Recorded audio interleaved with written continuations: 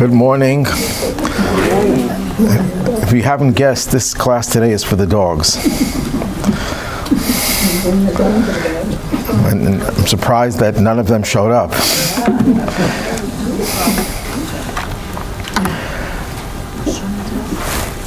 Why this topic now? Is there some holiday that revolves around dogs that we're supposed to be commemorating? No, I don't think so. Not that I know of. But the truth of the matter is, it wasn't arbitrary, but when I was thinking about a class, and I thought maybe to find some connection to the Torah portion that we read yesterday, and the Torah portion was about a certain kind of skin disease called saras, skin lesions, which the Talmud says was a punishment for people who speak ill of others. And there's a passage in the Talmud that says that when you speak ill of others, you deserve to be thrown to the dogs. I said, dogs, let's talk about dogs. That's the way it came to my attention. Now, we know that the Torah, when I say Torah, I mean Torah in the broadest sense, is the blueprint of creation. And therefore, it has something to say about everything. Sometimes it's explicit, sometimes it's hinted. But when it comes to the subject of dogs, we find the Torah mentions the dogs in the all biblical. They made a list of it. I didn't go counting, 31 times. And in the Talmud and Talmudic literature, hundreds of times that the dogs are mentioned. Many people believe that Judaism and Jews have something against dogs. There's a little bit of truth in everything. In every canard, there's some truth. Jews were often victimized by their enemies by sending the dogs against them. The Nazis were a perfect example of that. But it wasn't just before that as well. So dogs were used against Jews. That's one explanation given why there's a fear of dogs. Another explanation is that when you're familiar with something, you're not afraid of it. But when you're not familiar with it, you develop a sense of fear. And Jews, it wouldn't be true to say Jews didn't own dogs. They definitely did for protection. But they nevertheless didn't focus on having dogs as pets. So dogs were something that were not part of their everyday life. And therefore you develop certain sense of fear or apprehension. But to say that Judaism is against dogs would be like saying Judaism is against nature. Dogs are a part of nature.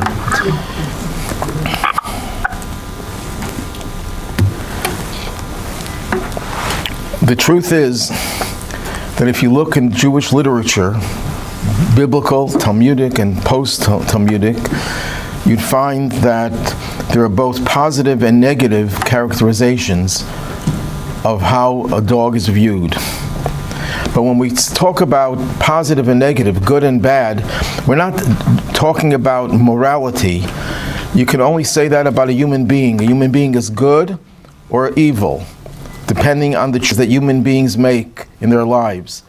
You can't say that a dog is good or evil. You can't talk about nature and say it's good or evil. What you could say is a particular aspect of nature, whether it's animals or whether it's inanimate things or plants, whatever it is, the effects could be positive, the effects could be negative. Poison ivy creates negative effects in a person, but poison ivy is not bad. You can't brand it as doing something that is contrary to God's will. Nature is part of God's will. God created nature, and sometimes God creates nature in ways that it causes harmful things to people, and sometimes it causes beneficial things to people.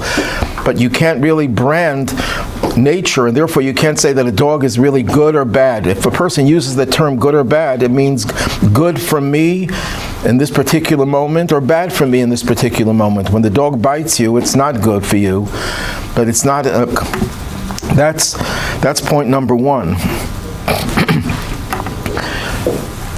And certain things, even within that, circumcuously, more positive than negative.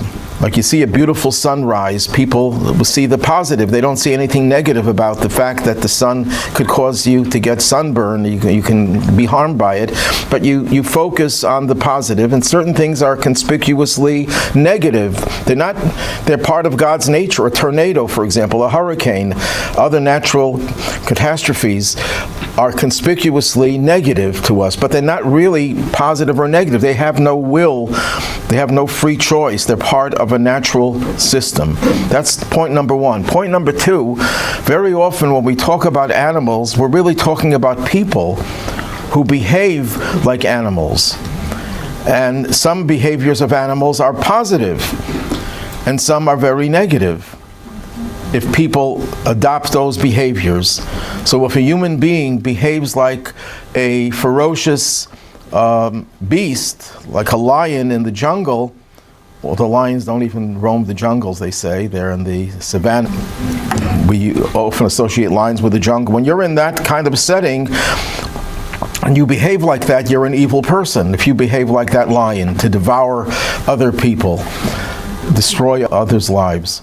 The Talmud says something very interesting, that if the Torah had not been given, we would be forced, we would be compelled to learn right and wrong from animals. We would have to look at the behaviors of animals and adopt those behaviors in our own lives, because we would have no other way of knowing what's right and what's wrong, because Torah had not been given. But it's interesting, then the question is asked, but what about the behavior of animals that we don't want people to adopt? We don't want people to devour other people.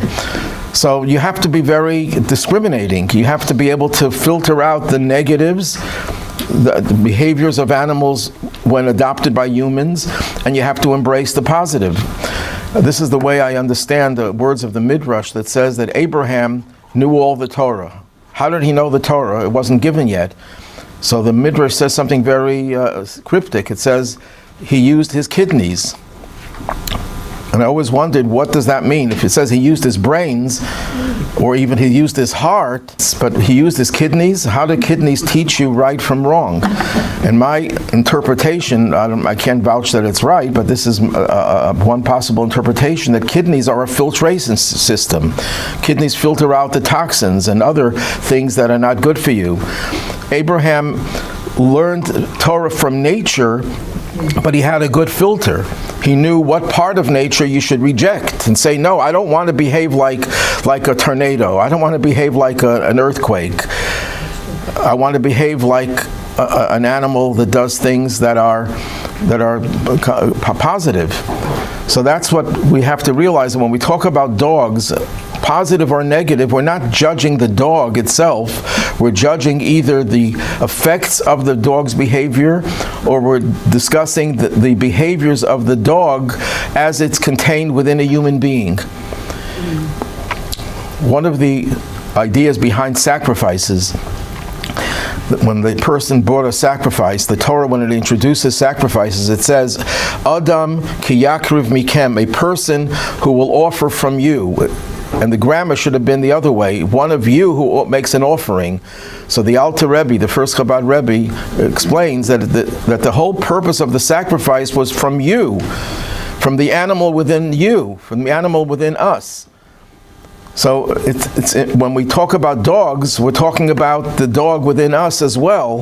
Besides the dog, the physical dog, it's the dog within us, the animals within us, that we have to try to identify those negative traits of the dog when it's in a human being, and the positive traits, and refine the animal within us.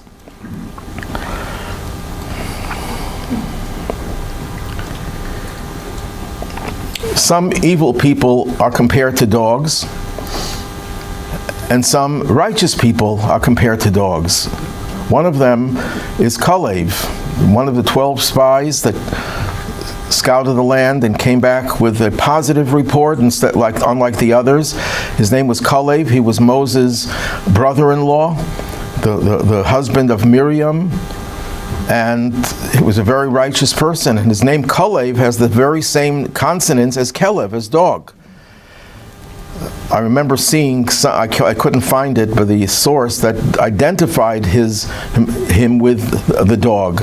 There was a rich man at the time of the destruction of the Second Temple, who was Rabbi Akiva's father-in-law. His name was Kalba Savua, the satiated dog. And the Talmud says the reason why he was given that nickname was because when people came into his house hungry as a dog, they came out totally satisfied. He was so hospitable. So he was nicknamed Dog, a satiated dog. That's not a compliment. Yes, it is a compliment. It was intended as a compliment, not as an insult. So you can't really say pro-dog or anti-dog. It would be a ridiculous statement to say it's pro or against. It's part of nature. Are we pro or con gravity? Standing under a building and someone drops a rock and it hits you over the head because of gravity, then it's negative. Otherwise, gravity is positive. It's not a moral judgment. Rabbi? Yeah. But in your handout that you gave us, you have a quote from Isaiah. I'm going to soon quote. Yeah, we'll bring the quotes. It says, it makes a generalized statement about dogs, right, that dogs are greedy. Yeah. So it does make this generalization. Right, but it's from one of the greatest prophets. Okay, I'm going to get to that in a moment. As I said before, the dogs are mentioned in Tanakh, in biblical literature, 31 times and hundreds of times in the Talmud. Where is the first, historically speaking, the first reference to dogs? It's not in the Torah itself, it's in the Midrash. The Midrash says that Cain and Abel, we all know Cain and Abel, and Cain killed Abel. Cain was afraid that he's going to be killed by others coming later. So God says, gave him a sign, the mark of Cain, I think they refer to it in English, gave him a sign to protect him. What was that sign? There are various interpretations what that sign meant. In one interpretation in the Midrash, he gave him a dog to protect him. So that's the first time I saw any reference to a dog that was there to afford protection. Now that same dog in another midrash was the dog that protected Abel's body. Before Abel was buried, the body was laying on the outside, and other creatures could come and devour the body. So his dog protected his body. So the first two references to dogs were dogs that protected their master, both alive and dead. That's not exactly very negative. But, and another positive thing we find, and this is something we're going to focus a little bit more on later, when the Jews left Egypt, before they left during the 10th plague, the plague of the firstborn, the Torah says, "V'lo yechratz Kelev l'shono." No dog barked ferociously. There are different translations of that, but that's one translation. The dogs did not bark.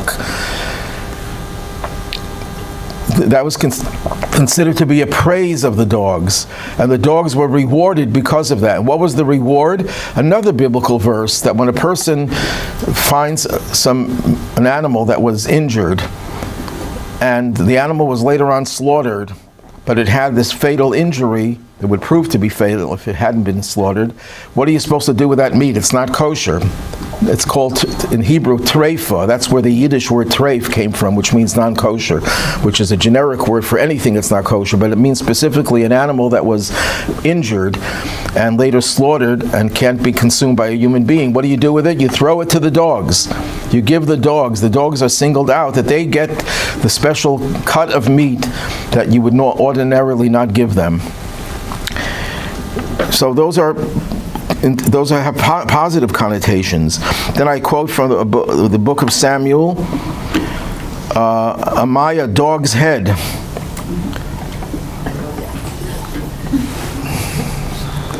not a very, that was considered an insult to be considered a dog's head. Or in another verse, why should this dead dog curse my Lord the King? Someone came and cursed King David, and King David didn't do anything, and one of his supporters said, why should I let this dead dog curse my Lord the King? And what does Goliath say? Am I a dog that you come to me with sticks? King David came with a stick. He's saying, am I a dog that you come with a stick? Because in those days, how did you tame the dog, or how did you control the dog with a stick?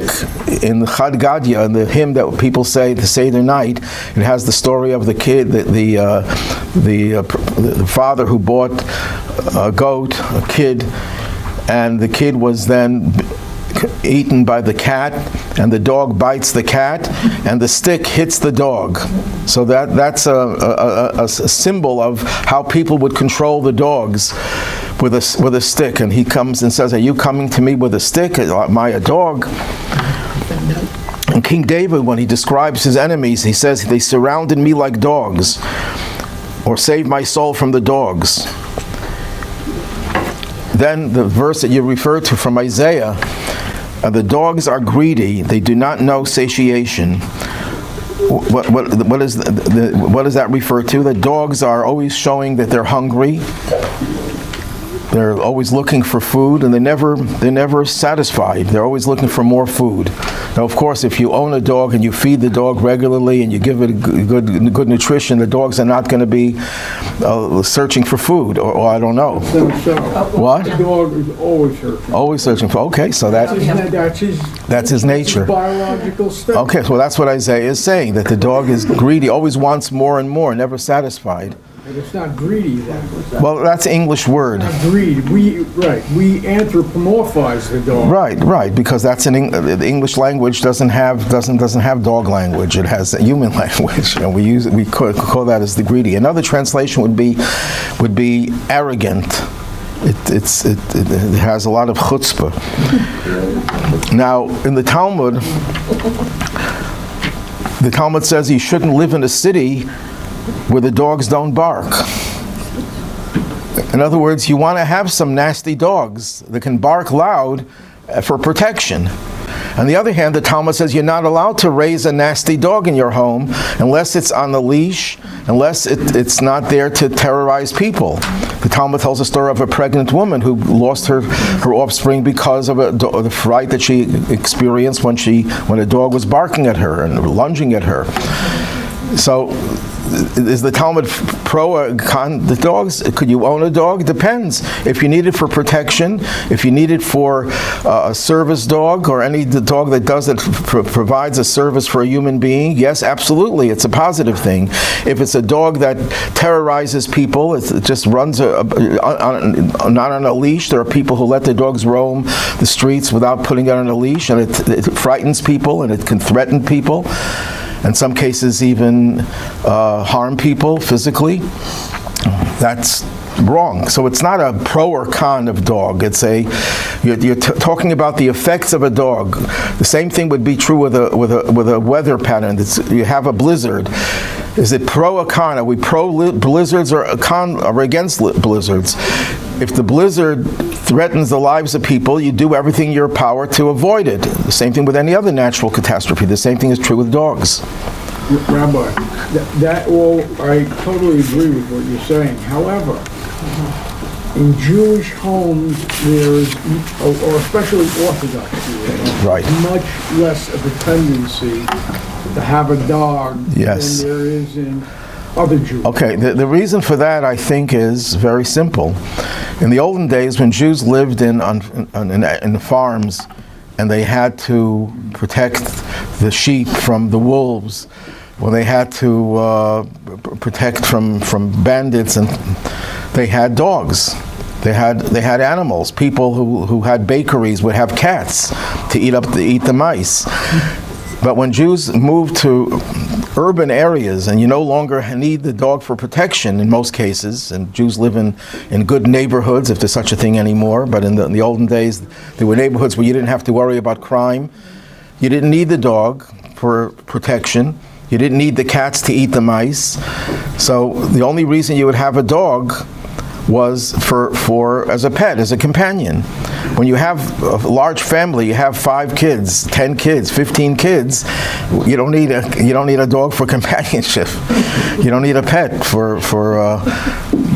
so there's no need for the dog. If there's no need for the dog, you develop a sense of either fear or just discomfort with an animal that's not necessarily what you're used to. You can tolerate the kids, but you can't tolerate, in addition to the kids, to have pets. But there's nothing inherently wrong with having a pet. It's just a matter of a cultural matter. As long as the pet is not a threat to any people, it doesn't cause any fear, it doesn't cause any harm. Now let's go a little bit deeper into the statement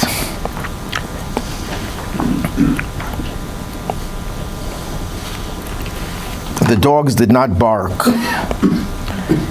at the time of the 10th plague. Why didn't they bark?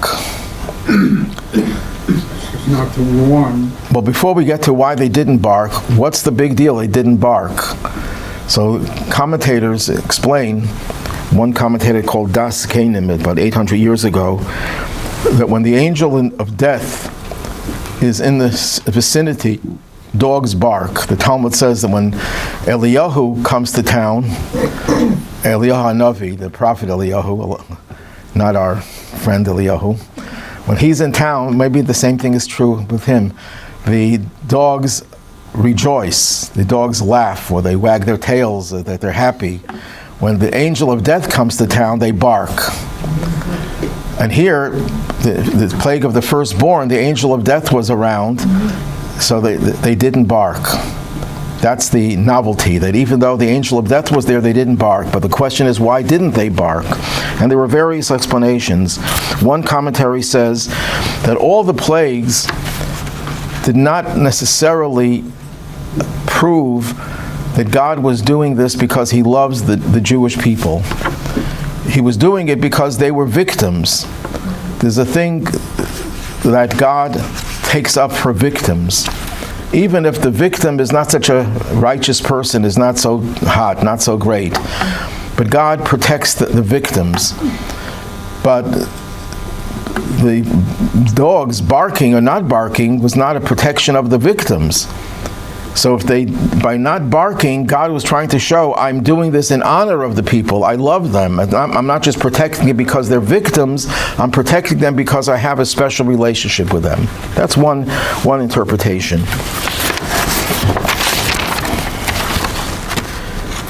Another interpretation is that one of the reasons for this slavery in Egypt was because the people were guilty of lashon hara, of the evil tongue, of slander.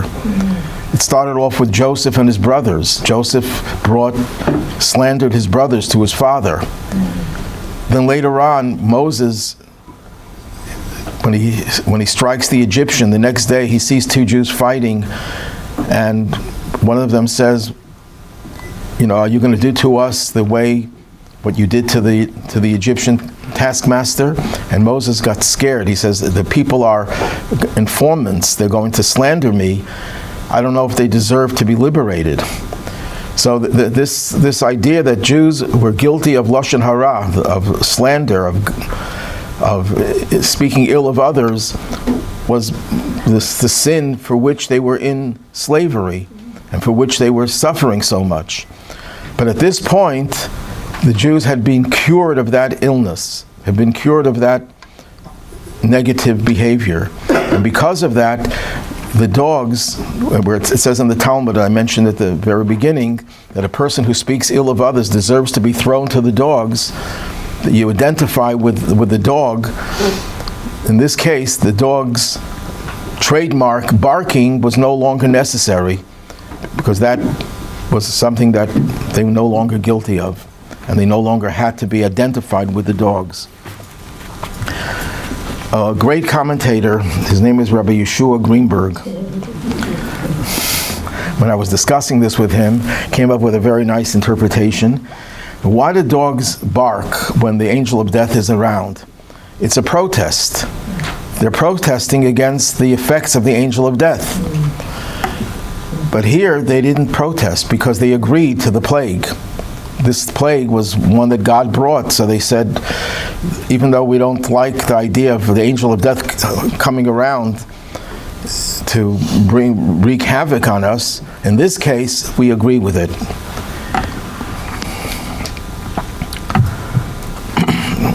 There's a text that has the song of every animal, or every major animal, how they sing praise to God. Now, animals are not capable of singing praise, so it's not the animal itself, it's the angel responsible for that animal. And each animal sings praise to God. What is the praise of the dog? The dog's praise is the nicest of all. It's a praise from Psalms. Let us come to prostrate ourselves and kneel before God our Maker. The dog is calling everyone to show recognition of God. What is the... Why did they have that song? So the Midrash says, because they did not bark. Because of their not barking, they deserved to be able to sing that song. Well, with Rabbi Yeshua's explanation, it makes sense. Because by not barking, they were showing that they're accepting God's judgment.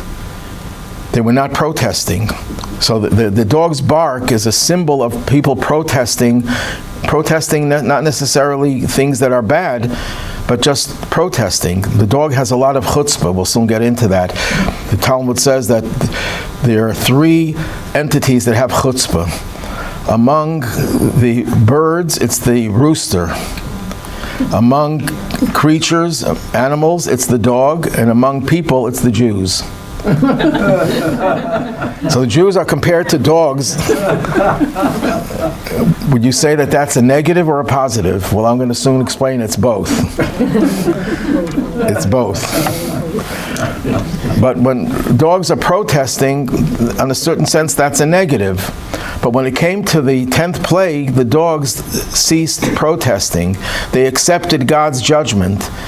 And that's why they deserve to have the psalm sung, recognizing God's sovereignty. And we're going to prostrate ourselves. We're going to kneel before God our Maker. That's the reward they got for not protesting. I have my own theory over here.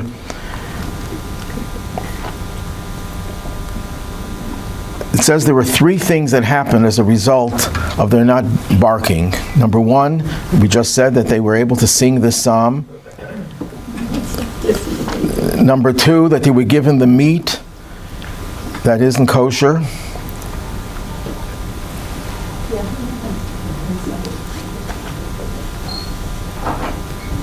And what's number three? Number three is very surprising. When you write a Torah scroll, it has to be written on parchment. How do you make parchment? Parchment is made like tanning leather. You use the excrement of dogs. Tanning leather is not a very wholesome activity. But how do you make Torah scrolls? You use the waste of a dog, and that's the reward because the dogs did not bark.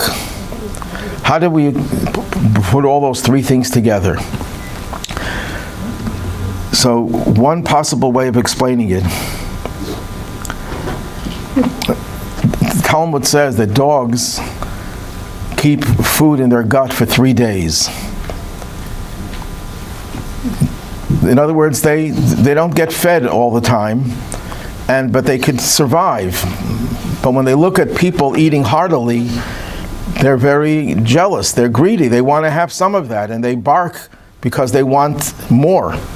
They're not satisfied. That's as Isaiah said, they're never satisfied. They always want more. But something changed at the 10th plague. At the 10th plague, what were people doing? What were the Jews doing? They were eating matzah.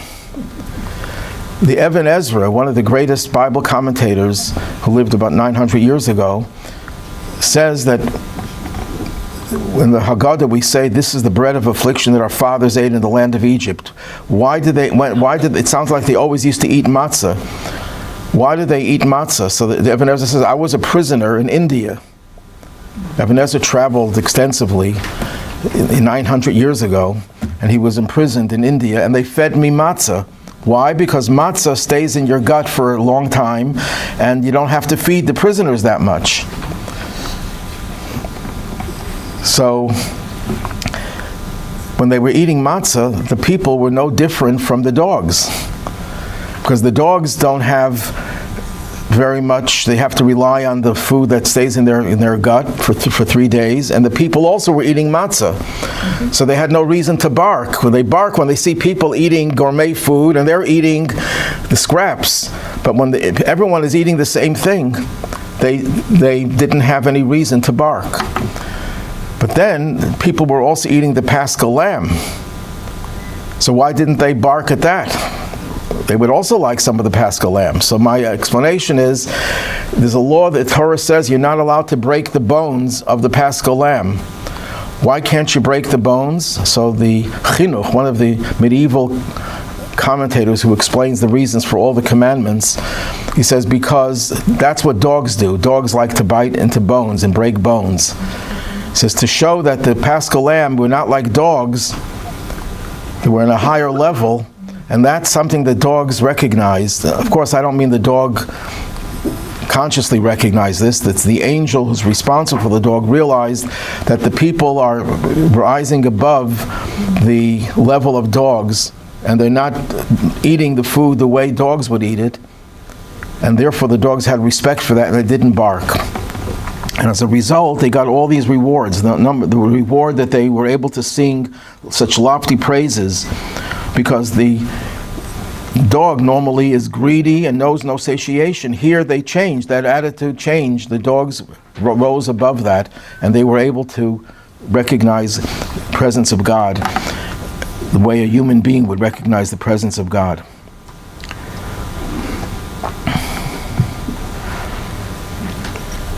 Why is it that a person who speaks Lashon Hara deserves to be thrown to the dogs? What is the connection? Why be thrown to the dogs? So one commentator explains, what distinguishes a human being from animals? Most people would say their intelligence. But our tradition tells us, no, it's not the intelligence. It's the ability to speak. When you talk about the strata of different things that exist, there's domem. Domem is the silent things. The inanimate things are called silent. Then it's someach, vegetation. Then there's chai, living, well, referring to all the animals. And then there's midaber, the speaker. The human being is not referred to as the sichli, the intellectual, but the midaber, the speaker, the ability to communicate and to project outside of yourself. That's the gift that humans were given. When you take the most precious gift that a human being, that makes you human and distinguishes you from a dog, and from other animals, of course, and you take that gift and you sully it, you denigrate it by using it to speak ill of others. In general, I'm not just talking about speaking ill, but using language, foul language, and any type of distortion of what language was intended for, you know better than the dog. So that's why you should be thrown to the dogs, meaning you have essentially degraded yourself. Now, if a dog behaves like a dog, that's nature. But when a human being behaves like a dog, that's total human degradation. And you reduce to the level of the dog, even though you have the abilities to be a human being.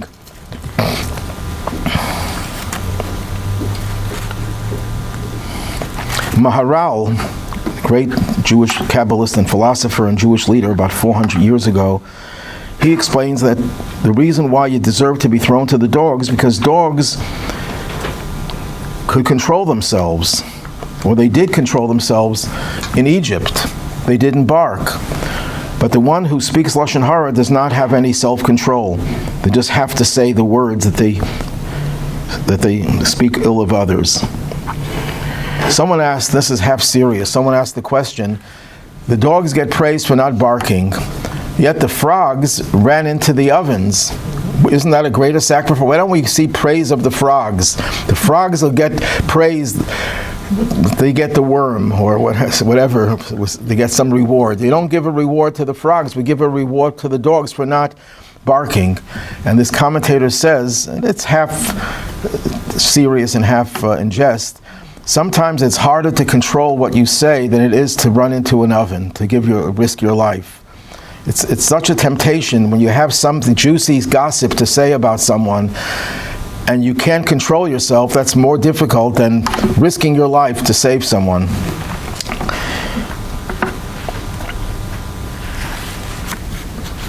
The Talmud has a discussion about how people will behave right before Mashiach comes, right before the Messianic age.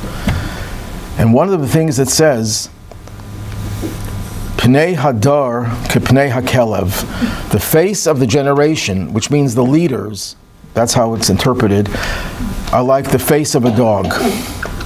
What does that mean? That the leaders are like dogs? I'm sure some people will find that to be a very apt description of leaders.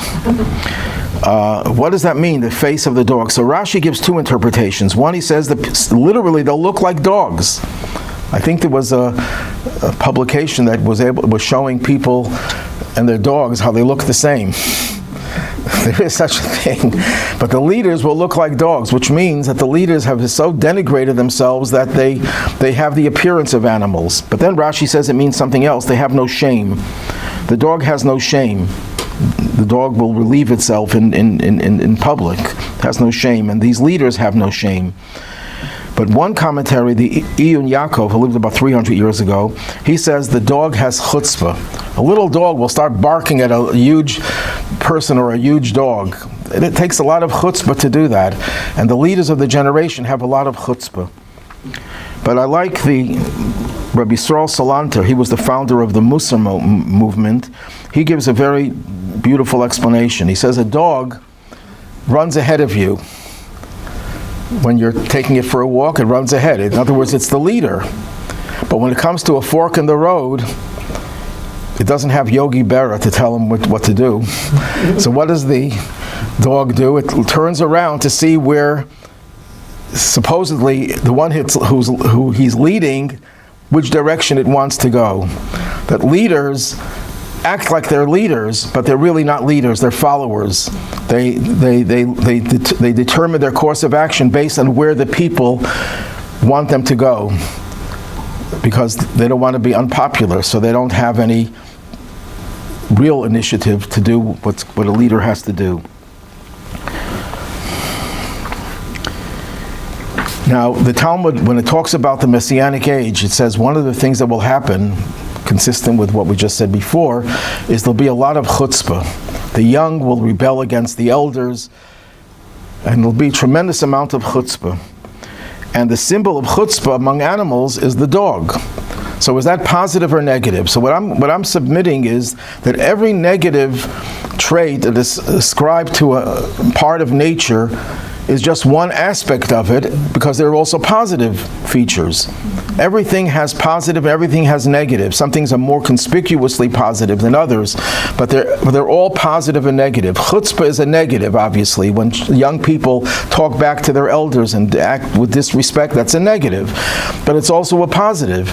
The Rabbi very much extolled the virtues of the youth who rebelled in the 60s, and says, contrary to those people who belittled them and really put them down, they were doing a very positive thing. They were rebelling against the negatives of their elders. Our problem was we didn't understand their rebellion, and they themselves didn't understand it fully, and they went into all sorts of negative directions, drugs and so on.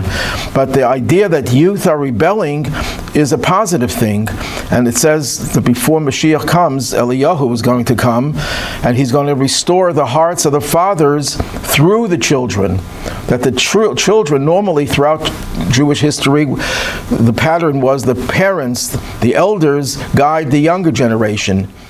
But before Mashiach will come, it'll be the other way around. The young generation will inspire and influence the older generation. That's a form of chutzpah, a form of positive chutzpah.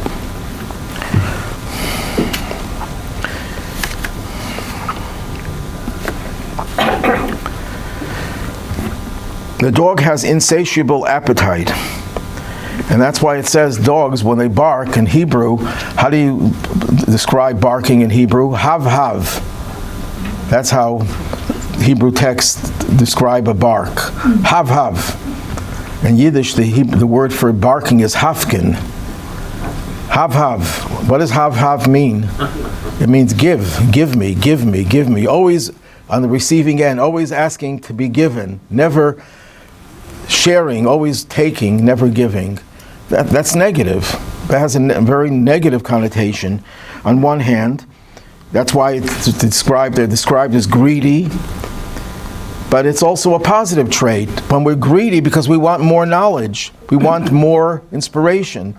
When the young come to their elders and say, why don't you teach me more Torah? I had this complaint many times. From people who came to these classes, they said to me, how come when I was young, they never taught me these things? There's a rabbi who goes on YouTube, Rabbi Raps, and he says, I'm going to teach you things you should have learned when you were in Hebrew school, and you didn't learn. Kids, when a kid is greedy and says, I want you to give, and he barks at his elders, and he says, give me more, I want to learn more, I don't want platitudes, I want something with depth, I want something with meaning.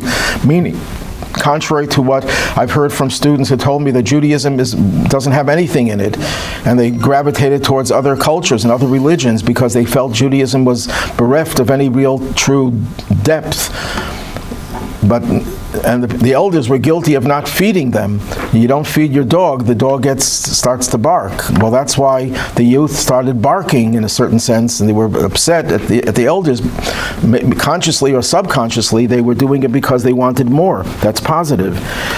Now this, I think, dog lovers will love. The Hebrew word for dog is Kelev. So the sources say, this goes back hundreds of years, that Kelev is really two words, kulo, lev, all heart. A dog is all heart. Now, is that positive or negative? It's both. It's understood to be positive, it's understood to be negative. In the negative sense, we'll start with the negative. The negative sense, a person is all heart, that means no brain. All heart, but no brain. That's not a positive. If people everything they do is engined by their emotions, by their feelings, and there's no brain to figure out if what they're doing is right, they're going to end up in a lot of trouble. So that's a negative, and in that context, that's what it's intended to mean when it refers to the dog. The dog is all heart, but it doesn't have necessarily the right. This doesn't know how to discriminate. But it's also very positive. A person who is like a dog, it means he's totally loyal, and who gives unconditional love. Why do people love their pets? Because the pet is like a child that you could love it, and it returns this unconditional love, and it never becomes an adult. It always retains that childlike love and innocence and appreciation for its master. If only our children would be like that, they would be perfect. Our grandchildren are like that, but not our children, with some exceptions.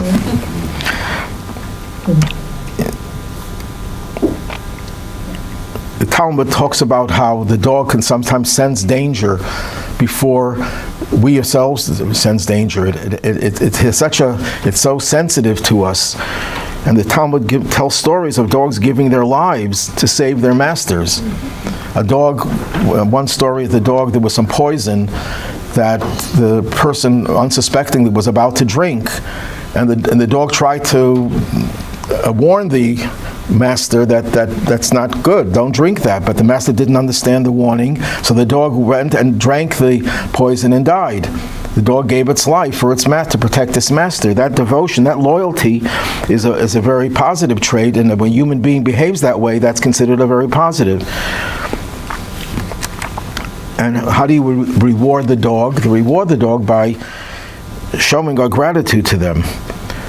And this translates in halacha, in Jewish law. It's a general law, not just about dogs, that if you have an animal, you have to feed the animal before you feed yourselves. I don't know if that's the general practice in society today, but that's the halacha. And there's no exception. The dog is not an exception. Someone might think that maybe only applies to other animals. No, it applies to dogs as well. Any questions? Yes. Is my dog Jewish? Is your dog Jewish? According to Jewish law, I'm the mother, so my child is Jewish, so... Dogs don't have to be Jewish. Dogs are Only the Hebrew national ones. Don't give it a Jewish one. A hot dog. no animals. We should never confuse humans with animals. Animals and humans are two different species. We have a interaction, we have a relationship, but we can't ascribe human traits to a dog. We can ascribe dog traits to a human, but not the other way around. Dogs are not humans. It's interesting, you brought up, it reminded me of the story talking about Cain and Abel. Why did Cain kill Abel? So it started off when they both brought offerings to God. Cain brought an offering from his plants, and Abel from his sheep. And God accepted Abel's offering and not Cain's. Cain was jealous, and as a result, he killed his brother. So one of the medieval philosophers explains the dispute between them on a little bit of a more spiritual level. He says that Cain and Abel, why did Cain not bring an offering from his animals? Why did he bring it from plants? Because he felt that animals are equal to humans. And therefore, we have no right to kill an animal as a sacrifice. So he said, I'll bring from plants. Plants are not like humans, but animals are. Now, when God accepted Abel's offering and not his, what conclusion should he have drawn? That his premise was wrong, that animals are not equal to humans. But he drew the opposite conclusion. He said, well, if that means you can kill an animal, then you can kill a human being as well.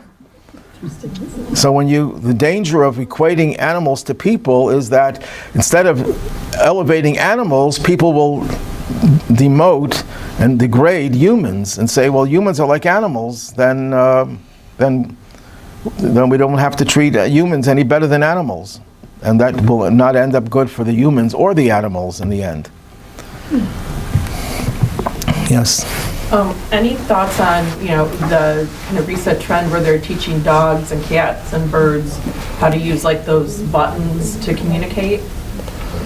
What would be wrong with that? I can't think. Not that it's wrong. I'm just like, any thoughts? Whatever you can do to help the lives of animals, and especially help animals help humanity, it's a positive thing. Now, I think as we get closer to Mashiach, animals are becoming more sophisticated. That takes us back to the beginning of creation, where animals, it seems from different sources, the animals were more advanced than they have been throughout history. When God destroyed the animals in the flood, why did he destroy animals? So the animals were corrupt as well. So what does that mean? It means animals, although they were still animals, they had more sensitivity to know what's right and what's wrong than animals subsequently had. But I think as we get closer to Mashiach, animals are becoming more sophisticated. And doesn't mean that the gap between animals and humans are getting smaller. Humans are also becoming more sophisticated. And in many ways, in some ways we're going backwards sometimes, but in many ways we're more sophisticated. So animals are getting higher and higher. And the whole world will recognize God's presence. It says when Mashiach comes, even flesh will see God's presence in this world and recognize God. Yes? So, you said that the dogs could eat the non-kosher meat. Yes. And I thought during Passover, somebody said that dogs had to eat kosher for Passover pet food. The So Jewish dogs. can you have to feed your dogs No. Dogs, they're not. Passover food during Passover, but not during the rest of the year? Now, dogs do not have to keep kosher. They can eat whatever they want, including chametz on Pesach. So, but you can't give your dog No. chametz on, bring it. Your dog belongs to you, and you're obligated to feed your dog by Jewish law. You're not allowed to deny food from your animals, okay? If you feed your dog chametz, you are benefiting that you don't have to spend money to give him kosher for Passover food. So you're benefiting. That's the prohibition. You're not allowed to benefit from chametz. If there's a stray dog and this dog sees some bread, there's nothing wrong with the dog eating the bread, as long as you're not benefiting from it. So if I have my Christian neighbor come into my house and feed it the dog food that they have, there's no problem. Well, it's not a good thing to be handling chametz, but that's a separate I issue. wouldn't be handling it. The dog eats it all. Okay, if the dog is not, it's not your dog, you're not responsible for it. It is his dog. No, your dog. But the dog is getting chametz from my neighbor and being brought in my house. Well, you're benefiting. I- You don't have to feed it. You're saving any money. You're saving that meal. Saving any money. That meal, you don't have to feed it because it's eating someone else's chametz. I would give it something else to eat. Right, that costs money. Whatever you would give it would. Neighbor's charging me for the service. Okay, and then if there's no financial benefit for you, then it's not a problem. You shouldn't, that's a separate issue of not having chametz in your home. But if it's not your chametz and it belongs to the non-Jew, it's not as serious. Yes? My second question was, so where do you believe dogs go? Do they not go to heaven? What happens to their soul? Okay, there are different opinions about that. If there's a paradise, an afterlife for animals. So there's no definitive decision about that. You'll find out.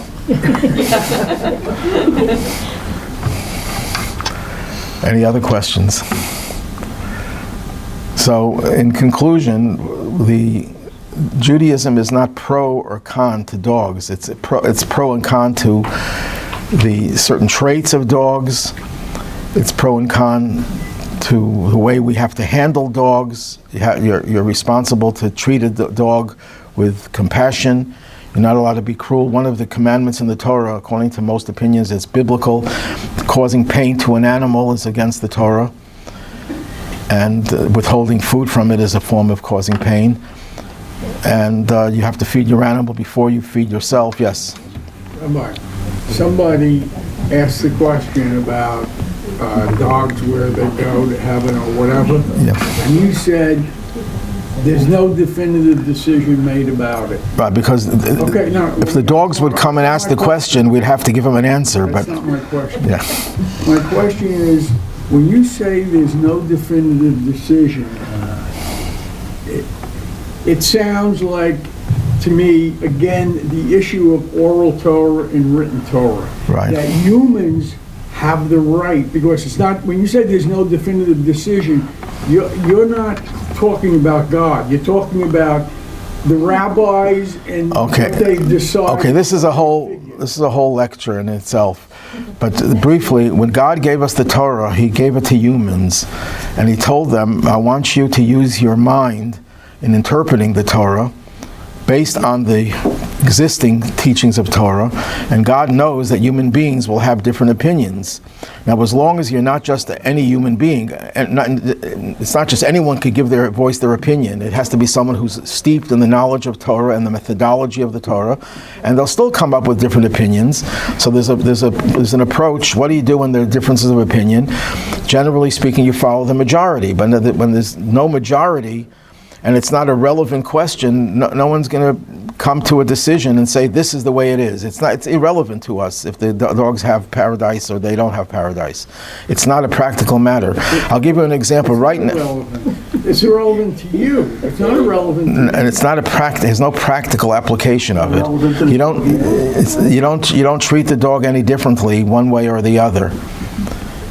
that may be, that may. I'll give you an example where there's an issue that hasn't been resolved and may not be resolved until Mashiach comes, and that is when you have a surrogate mother. Who is the real mother? The egg donor or the one who carried the child? And amongst the greatest scholars of Jewish law, there is a difference of opinion. And what most authorities will say, because there's a difference of opinion and we can't come to a consensus, can't come to a final decision, you should consider both to be the mother.